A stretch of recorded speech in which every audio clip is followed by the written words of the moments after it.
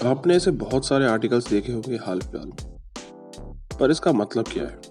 क्यों भारत के export figures की जानकारी रखना हमारे लिए इतना महत्वपूर्ण है? जानेंगे इस वीडियो में। नमस्कार, मैं कुणाल स्वागत करता हूँ आपका अपने चैनल अल्ट्राफिनो में।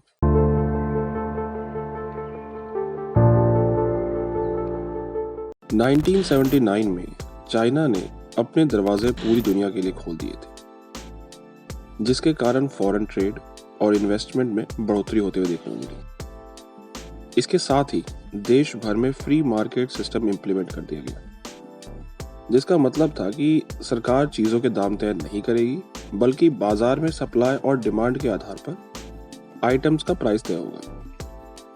पर इन सभी पॉलिसीज के बावजूद एक और फैक्टर ऐसा है जिसने 1979 के चाइना को आज का चाइना बनने में हेल्प की, और वो है एक्सपोर्ट्स। आप इस ग्राफ में देख सकते हैं कि कैसे चाइना ने लगातार अपने एक्सपोर्ट्स को बढ़ाया। पर जो इन्फॉर्मेशन आपको इस ग्राफ में नहीं मिलेगी वो ये है कि कैसे एक्सपोर्ट्स की हेल्प से चाइना ने लगभग 80 करोड़ लोगों को गरीबी रेखा से बाहर निकाला। कैसे हर 8 साल में चाइना ने अपनी जीडीपी को डबल कर लिया। बात करें अगर भारत की, तो भारत भी अब इसी दिशा में आगे बढ़ रहा है। एक गवर्नमेंट रिपोर्ट के अनुसार जुलाई में इंडिया के एक्सपोर्ट्स में लगभग 49.85% की बढ़ोतरी हुई, यानी भारत ने करीबन 35.43 बिलियन डॉलर्स का एक्सपोर्ट किया जुलाई क्वार्टर में। आगे आने वाले क्वार्टर्स में भी इसमें बढ़ोतरी की ही उम्मीद जताई जा रही है। बात करते हैं कि आखिरकार भारत एक्सपोर्ट क्या करता है। सबसे ज़्यादा जो इंडिया ने जुलाई क्वार्टर में एक्सपोर्ट किया है वो है इंजीनियरिंग गुड्स का। लगभग 9.5 बिलियन डॉलर्स का रेवेन्यू इंडिया को यहीं से मिला है। दूसरी सबसे ज़्यादा एक्सपोर्ट की जाने वाली चीज़ का नाम है पेट्रोलियम प्रोडक्ट्स। ये जानकर आपको हैरानी हो सकती है कि भारत रिफाइंड ऑयल के सबसे बड़े एक्सपोर्टर्स में से एक है, इनफैक्ट 10th लार्जेस्ट। भारत की लोकेशन का मैं इसमें समझता हूँ सबसे अहम योगदान है, क्योंकि हमारी एक ओर कच्चे तेल के सबसे बड़े निर्माता है मिडिल ईस्ट में, और दूसरी ओर उनके ग्राहक एशिया में। भारत ने लगभग 5.8 बिलियन डॉलर्स का रेवेन्यू जनरेट किया है रिफाइंड पेट्रोलियम प्रोडक्ट से। इसके अलावा ज्वेलरी, फार्मास्यूटिकल और इलेक्ट्रॉनिक गुड्स जैसे सेगमेंट्स के कारण भी भारत के एक्सपोर्ट्स में इजाफा हो रहा है।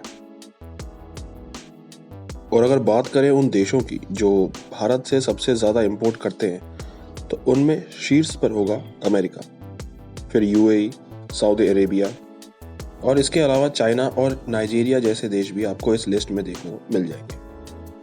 भारत सरकार ने फाइनेंशियल ईयर 2022 के लिए लगभग 400 बिलियन डॉलर्स के मर्चेंडाइज एक्सपोर्ट का टारगेट सेट किया है देश के लिए, और आने वाले 5 सालों में सरकार उम्मीद कर रही है कि भारत लगभग 1 ट्रिलियन डॉलर्स तक के मर्चेंडाइज एक्सपोर्ट करने में सक्षम हो जाएगा।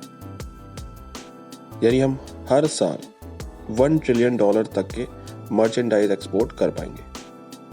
इसके अलावा सरकार ने एक्सपोर्ट्स को 2 सेगमेंट में बांटा है, मर्चेंडाइज एक्सपोर्ट्स, जिसकी बात हम पहले कर चुके हैं, और दूसरा सर्विस एक्सपोर्ट। मर्चेंडाइज एक्सपोर्ट में कोई भी कंट्री इंडिया से किसी फिजिकल आइटम को इंपोर्ट करती है अपने देश में।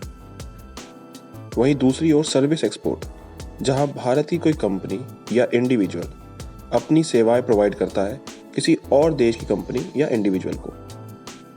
और सरकार के अनुमान के अकॉर्डिंग भारत आने वाले 6 सालों के अंदर ही 500 बिलियन डॉलर्स के सर्विस एक्सपोर्ट्स के टारगेट को अचीव कर लेगा। यानी सालाना हमारा देश 500 बिलियन डॉलर्स तक की सर्विस एक्सपोर्ट कर पाएगा दूसरे देशों को। अब ऐसे में स्थिति ये होगी कि इंडिया एनुअली 1.5 ट्रिलियन डॉलर्स का एक्सपोर्ट कर रही होगी, जहां 1 ट्रिलियन डॉलर्स आएंगे मर्चेंडाइज एक्सपोर्ट से और 500 बिलियन डॉलर्स आएंगे सर्विस एक्सपोर्ट से। अगर ऐसा होता है तो भारत अपनी आबादी के हिसाब से एक्सपोर्ट्स में भी अपना उतना ही योगदान दे पाएगा ग्लोबल इकोनॉमी में। आशा करता हूँ आपको वीडियो पसंद आई होगी और इन्फॉर्मेशन अच्छी लगी होगी। फिर मिलेंगे नेक्स्ट वीडियो के साथ।